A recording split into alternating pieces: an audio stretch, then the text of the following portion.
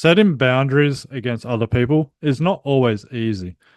And one of the important things to remember is, or one of the important things to recognize is you have choice in things, right? You have choice in how other people behave in your presence, right? Obviously, you can't control what they do, but you have choice in regards to setting boundaries, right? If you are at work, for example, you get called into your boss's office, your boss starts yelling and screaming at you. They're calling you all these sort of names. They're being rude. They're being cruel. In that moment, you have a choice. Whether you recognize that choice or not is going to determine what is the consequence of remaining in that office, right? A lot of people may not recognize that they have an option. They may think that this is my boss, this is my income. I have no choice but to stand here and listen to everything that this person is saying to me, whether I like it or not, right?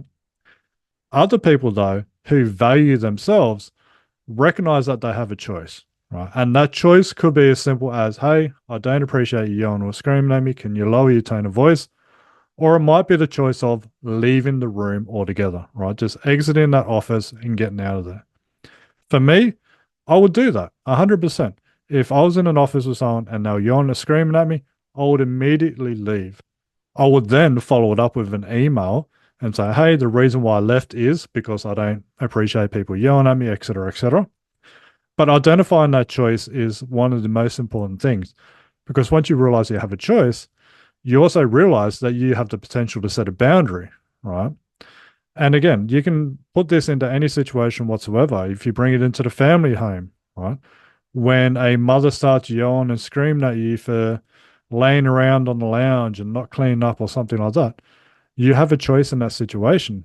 And you can either set a boundary and say, look, Mum, I don't appreciate the way that you talk to me.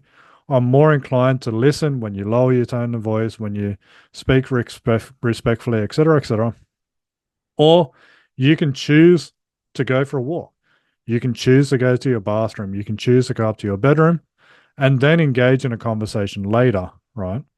So that is one of the most important things about setting boundaries is recognizing that you have choice. And when it comes to aggressive people, when it comes to abusive people, they don't want you to realize they have choice. That's their whole tactic. The whole tactic is to completely degrade you until you realize that they are God. You know what I mean? That you don't have an option, you don't have a choice, and you don't have any opinions or values which is worthy of listening to. There we go.